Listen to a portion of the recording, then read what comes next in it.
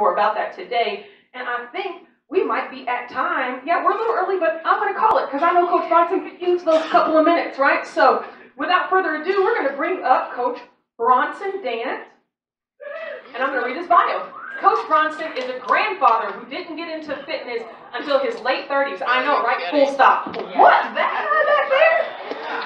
Since then, he spent years learning, training, and helping as many people as he can. Bronson has been training and coaching for more than 10 years, has owned a health and fitness center, and has helped hundreds of people improve their lives. Bronson lives a carnivore lifestyle and firmly believes that an animal-based, low, no-carb, whole food approach to nutrition is the best for the human condition. Fitness is a tool that improves your quality of life, and it doesn't have to be complicated or stressful. Let's talk about what fitness really is and how we can improve it. All right, everyone, welcome Coach Bronson.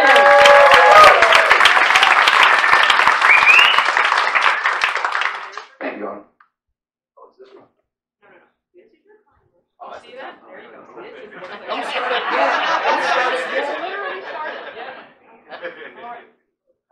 Hurry up, 10 seconds. I know, right? What's going on, guys? How you doing? Good morning.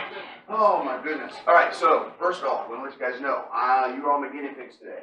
All right, this is a new presentation that I put together, kind of taking a different angle. If you've heard anything I've talked about, you know that I'm really hot on quality of life, optimal living is 50-50 nutrition and fitness. What your body can do and how you fuel it are equally important. Okay, I'm taking a different little tack. We're going to talk about plateaus and how that combination can make it so that you never hit a wall again. Or a balloon. All right, so I'm going to stand over here for a second so I can see what slides up. A little bit real quick about me. I was actually talking to Nurse Cindy the other day where she asked me what was the heaviest I've ever been, and I never really thought about the difference of where I was then to where I am now. So 245 was my heaviest. I'm 175 now. So 70 pounds. I didn't realize where I was at when I was there. I didn't realize. I still thought I was this young, spry military guy who was in shape and doing all kinds of stuff. And that was not at all the case. Okay? So I understand the journey. I've been there. The process, I started a little differently than a lot of people. A lot of people start with nutrition. I started with fitness and then found nutrition.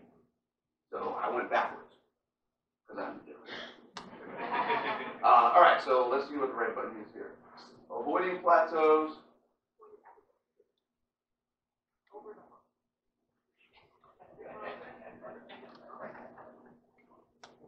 It doesn't count for your time.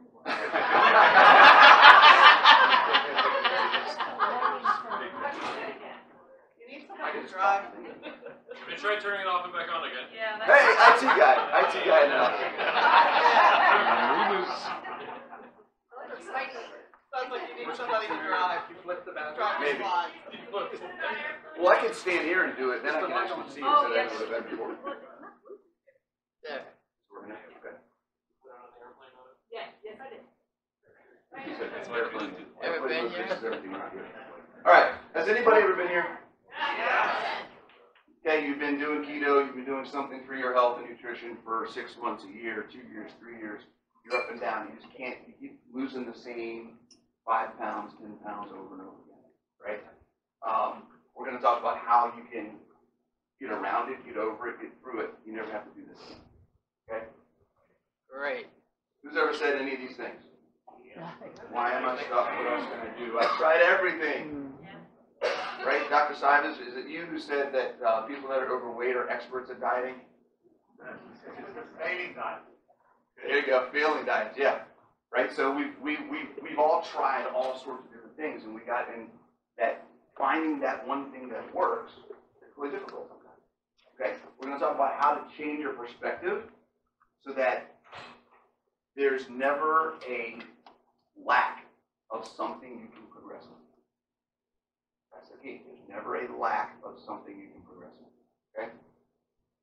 This isn't for me. Who's ever said that? How many people have done keto for a while, stopped, and then came back? Okay, Natalie, raise your hand. She's going to talk about that one. All right, what's wrong with me? Guys, there's nothing wrong with me. Okay, information education, knowledge, action. Okay, it's not you. Okay, there's a lot of things, and that's definitely something. I'm a little precursor. Coach Nat's talk is gonna.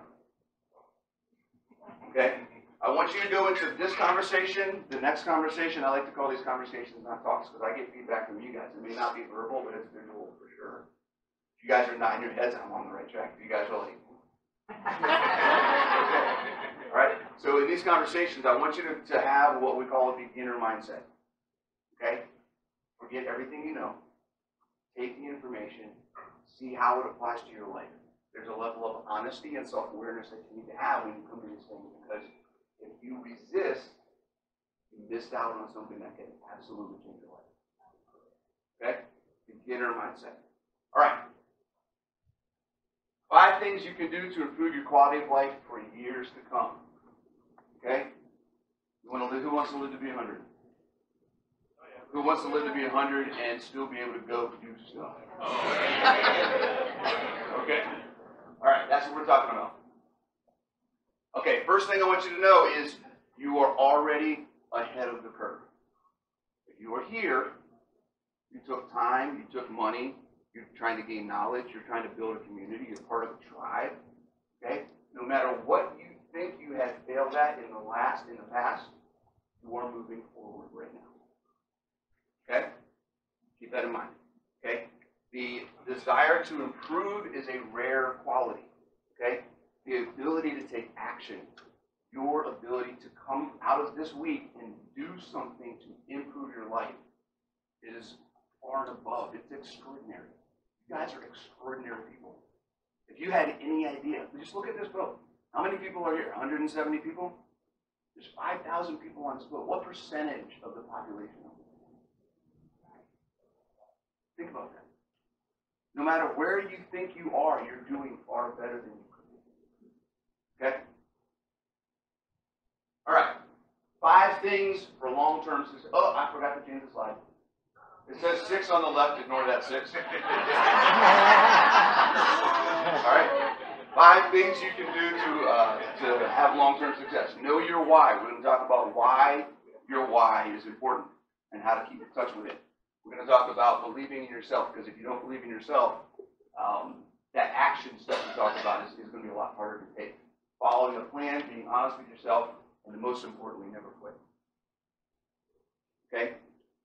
Your why is the only thing that matters. Everything that you do, everything that you base the evaluation of your progress on, every plan that you put in place, all the decisions that you make on your journey, start with, where am I trying to go?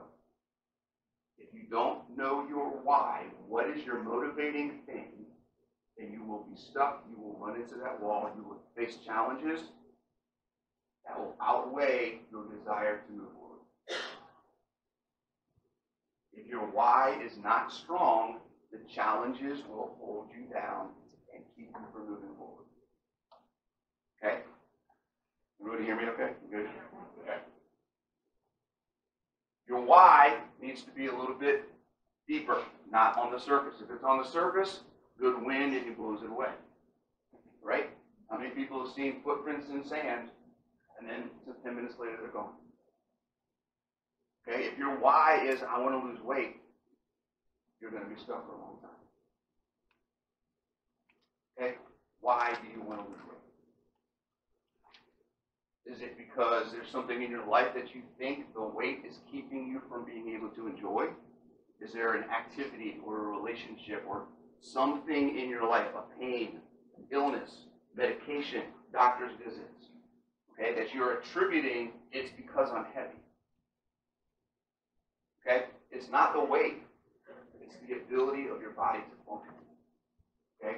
So when we talk about this and dig into this, I want you to start thinking about, well, I want to lose weight. Start asking yourself while we're talking, why do I want to lose weight? What do I think the weight is going to do for my daily, everyday life? If I lose it. Okay? And then we'll talk about how that's actually something that's not weight. Your why needs to be deep like a well. Hey, I got this from who was it? Who's the well guy? There it is, Norm Dare. Well, we were talking the other night, and it's like, oh, wells, I like it. We're going to talk about that, right? It needs to be deep. Okay? How long does it take to dig a well? It's not something that happens overnight. You can't sit down at one time and go, this is why I want to do this. You got to think about it. You got to dig deep into your head, your heart, your motivations, your past. Why? Has anybody ever heard the 7 levels of why? Okay, if you read my book, you will. There's an exercise where you can go in and you ask yourself the question, why do I want to do this? This is because of this reason. Well, what's the reason you want to do that? It's because of this reason. What's the reason you want to do that? And you keep working yourself down until you find an idea, a concept, a want, a desire that makes you feel a way. If there is not an emotional connection to the reason why you are on this journey, then you will always stall. There has to be something emotional. It's got to piss you off. It's got to make you scared. It's got to make you angry. It's got to make you super happy, excited. Something that you get fired up. I think the word is passionate. Okay? Passionate doesn't always just mean driven. It can mean I'm passionately pissed off right now.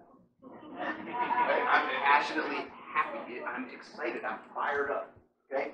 For me, on the health journey, my own stuff, identity, I thought I was somebody that I wasn't. And then when I realized I was living outside of my identity, I identified as this, my reality was this. They were not together. Okay? I felt a drive to bring those together. I had a choice. I could change my reality, or I could change my identity and be okay with where I was at. I chose to change my reality. Okay? Then after that, my grandparents got older. They passed a couple years apart. And watching the deterioration of their life. Okay? Not something you want to go through. Did not like it. Okay? Realizing that if I had known then what I know now. Okay? You see my mom. Everybody's seen my mom in any of her videos. She's in the book. Okay? She is part of my life. Whew. What did I say? Emotion, right? Okay. Water down there, too. Yeah, thank you. I started to work with my mom when she was 60. She'd never done anything before. She's 68 now. She's been carnivore for about 3 years. Her favorite thing to do is deadlift. Right? During COVID, she asked me to come over and help build a gym in her basement. Okay? That's what it's about. I don't have to worry about her. I don't have to worry about her. And just like your families don't want to worry about you. And you don't want to worry about your families. Right? So set the example and let's move on. All right. If your emotion is connected to your why, it will always outweigh your challenge. Cool. That's as simple as that. I got a lot of slides, so I can't spend too much time on it. Okay, your why must become a try. Don't get stuck in desiring something without trying something and seeing if it works. Don't be afraid to fail. Okay? If you never try, I like to say when I had my gym, I used to tell my clients all the time, a bat never swung because a ball never hit. If you don't swing the bat, you'll never get a home run. And if you don't swing the bat and miss, you'll never learn how you need to swing it to get the hit. You gotta swing the bat. Okay? All right. Self-talk. Positivity. Believe in yourself. Okay? How many times a day do you say can't? We're going to talk about this in the workshop after that at lunch. Okay? But one of the focuses of improving your momentum, keeping progress going, is to change your mindset. Yeah, you may have a limitation. You may have an issue with your arm, a bad back, a past injury where you're limited in your movement or something like that, or an autoimmune disease or something that's preventing you from what you think is progress. Okay? If you start focusing on the things that you can do and can improve, it drastically changes your point of view. Okay? The can'ts are always fewer in number than the cans. So if you focus on the can'ts you are automatically limiting your capability, limiting your potential. Okay? There's always a longer list of cans than there are cans. Anybody sympathize with this? All right? When it comes to believing in yourself, okay? Anybody in here, everybody in here is at least my age, right? We've all been through some stuff. You're only 32? Yeah, that's it. That's it. Happy birthday. Right? We've all been through some stuff. We've all been through life. We've all been ups and downs and hard times and fun times and happy times and sad times. Right? You're still here. You're here looking for new information. You're here trying to find out, how can I improve my life? Okay? Use that as proof that you can do more. You can get through whatever struggles. If you feel like you're stuck now, you can get through it. You've done it before. If you've done it before, you can do it again. You're in a room with a bunch of other people who have done it before and they can do it again. Okay, social proof. Anybody heard that word before? Okay, if that person can do it, well, I know I definitely can do it. Yeah, I know you all thought that about somebody. Okay. All right, planning. How are you going to get there? Okay, so this is the next step. So now that you have the belief and you want to take some action, what do? This is where we get stuff I can live with. Okay? Prior planning, make a plan. Okay? But what is a plan? Prior planning prevents poor performance. There's another word that can go in there and make it 6 P's, but we're not going to do it. Okay? Doable. Any plan that you have, any plan that you put in place needs to be doable. It needs to be something within your scope of ability because we're focusing on our can. Right? What can I do? Okay? And we're focusing on your can. Okay? It needs to be applicable to your situation, your lifestyle, your goals, your why. Okay? And it needs to be, I'm not going to talk about goals too much, but it needs to have a destination. It needs to have an endpoint. How do you know if you got there? Right? Everybody heard of SMART goals before? Okay? Okay. Your goals need to be attainable, measurable. Okay? They need to be relevant, and they need to be time bound. Right? So you need to have a time, put a time limit. If you say, well, I want to lose 5 pounds, or I want to be able to hike this mountain, right? I want to be able to do a 5K at X amount of time. Okay? Don't just say that you want to be able to do it. When do you want to do it? You don't put a time on it, it's not a goal. It's a dream. Okay? So when we talk about that, we're gonna talk about how does fitness and nutrition kind of work towards a goal. We're talking about optimal quality of life. So making the assumption, I'm going to make the assumption that all of your goals were here because we're talking about being keto, improving our lifestyles, improving our quality of life, improving our metabolism, things like that. So we're going to talk about how does nutrition and fitness work as 50-50. Who's ever heard that nutrition was 80-50, that weight loss was 80% nutrition? Right? Okay, sure, it can be. It is. Okay, but do we want to stop at weight loss? Right? We want to live till we're 100, doing whatever the heck we want to do. Okay, and we can't do that without fitness. When we talk about nutrition, primarily what we're talking about is reducing internal stress. We're letting our body do the things that it wants to do on its own without interfering. Okay, I'm going to stop eating carbs. I'm going to stop eating processed food. I'm going to stop eating seed oils and creating inflammation and oxidative stress and all of the other hormone imbalances and all the things that are preventing my biology from working the way it's intended to work. Right? That's the nutrition side. When that happens, where do we get to? We get to baseline. We get to where we were when we were babies. Okay, could we walk when we were babies? No. So that's partially better, but I want to be able to walk and run and play. Who wants to play? Who's got grandkids? Okay. On a scale of 1 to 10, you don't need to answer. This is just for you. How much time are you missing out playing with your grandkids? Getting down on the floor at their level and doing things that are active. That's what this is about, guys. This isn't about what you do in the gym. This is about what you do in life. Okay? When you get the nutrition stuff taken care of, that's fantastic. Your biology is working, everything's functioning well. Now we talk about how do we manage external stress. That's where fitness comes in. Being strong, being resilient, having energy. Okay, those are the things that allow your quality of life to improve because now you can handle and manage any stress that comes your way. It's not just the stress that you're putting on yourself through what you eat, but training is an isolated, controlled environment. When you go to the gym or you go to your basement and you do something, you are in control of the stress.